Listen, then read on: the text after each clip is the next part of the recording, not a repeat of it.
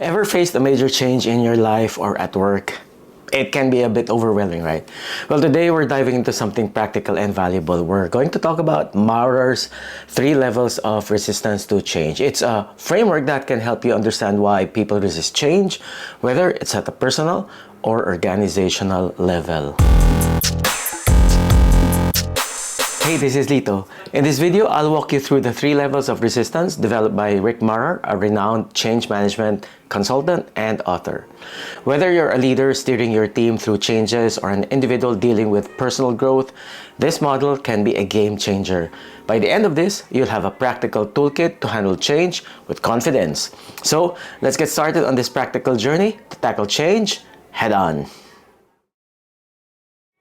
Maurer's 3 levels of resistance to change helps organizations and individuals understand the different layers of resistance that can arise during periods of change.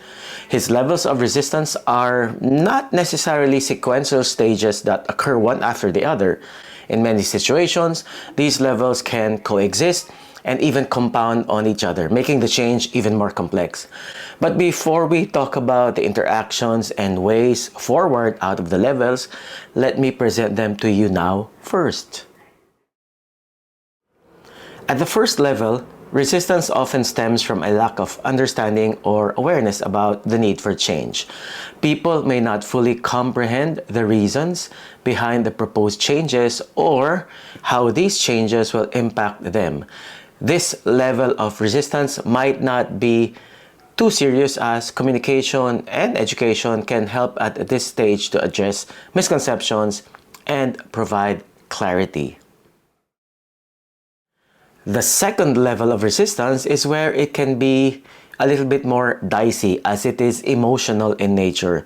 Even when individuals understand the need for change, they can harbor negative emotions such as fear, anxiety, or resentment towards it. These emotions can be triggered by the uncertainty or perceived threats associated with the change. It's crucial for leaders to acknowledge and empathize with these emotions, creating a supportive environment for employees to express their concerns. But we know that's not so easy. The third level, political resistance, arises when individuals or groups within an organization actively oppose the proposed changes. This level of resistance can be driven by power struggles, conflicting interests, or a desire to maintain the status quo. Because of the inherent complexity of this type of resistance, managing it requires effective stakeholder management, engagement, negotiation, and leadership skills to build consensus and overcome obstacles. Understanding and addressing these 3 levels of resistance is vital for successful change management. However, in many change situations, these levels can coexist and even compound on each other, making the change process even more complex.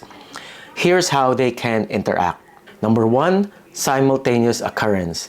It's common for all 3 levels of resistance to emerge simultaneously, especially in large and complex organizational changes. Some individuals may lack understanding, while others experience emotional resistance or political opposition concurrently. And this can create a more challenging environment for change implementation. Number 2, compounding effect. When these levels of resistance occur together, they can compound and complicate the change process. For example, emotional resistance can make it harder for individuals to grasp the rationale behind the change, causing further lack of understanding. And political resistance can fuel negative emotions and further hinder understanding and acceptance. This compounding effect can slow down or derail change efforts. And third, feedback loop. Resistance levels can also feed into each other. For instance, a lack of understanding can lead to increased emotional resistance, as people may fear the unknown. Emotional resistance, in turn, can fuel political resistance when individuals or groups band together to resist the change more forcefully. Given these complexities, effective change management strategies should be flexible and adaptive. It's essential for change leaders to assess and identify which resistance levels are at play and tailor their approach accordingly. Now, to be clear, the classification of political resistance as a higher level compared to a lack of understanding or emotional resistance in Maurer's framework doesn't necessarily imply that it is more important or superior. Instead, it reflects the idea that political resistance tend to be more complex, entrenched, and challenging to address compared to the two other levels. Political resistance often involves power struggles, conflicting interests, and organizational politics. It can have a broader impact on the organization and may involve influential individuals or groups actively working against the change. By its nature, it can also persist over an extended period, even after the lack of understanding or emotional reactions is addressed and or managed. So as you can see, when compared to political resistance, addressing the lack of understanding and emotional resistance may be somewhat less complex and resource intensive. Specifically, since lack of understanding can often be addressed through clear and effective communication as well as training. Lack of understanding is typically not driven by organizational politics or power struggles, making it a more straightforward challenge to address. Emotional resistance, meanwhile, often arises from concerns, fears, or anxieties about the change, and so creating a psychologically safe environment where employees feel free to express their emotions can help in managing this. But while lack of understanding and emotional resistance are generally less complex, they are by no means less important. These types of resistance need to be addressed effectively to prevent them from escalating to more significant political resistance, which can become a major obstacle to change.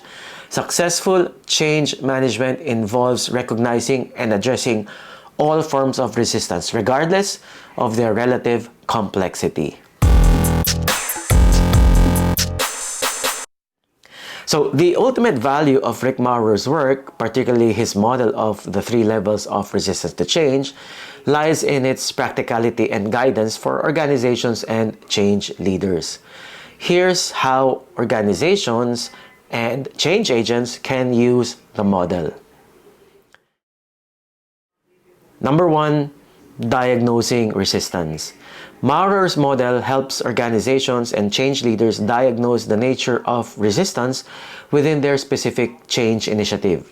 It offers a structured framework for understanding why people might be resisting the change, whether it's due to a lack of understanding, emotional reaction, or political dynamics.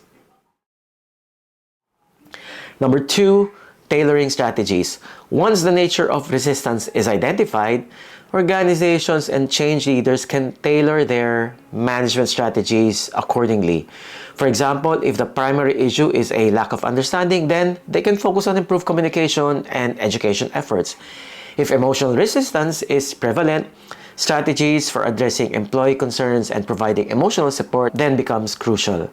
And when political resistance is present, change leaders can engage in negotiation, conflict resolution, and stakeholder management.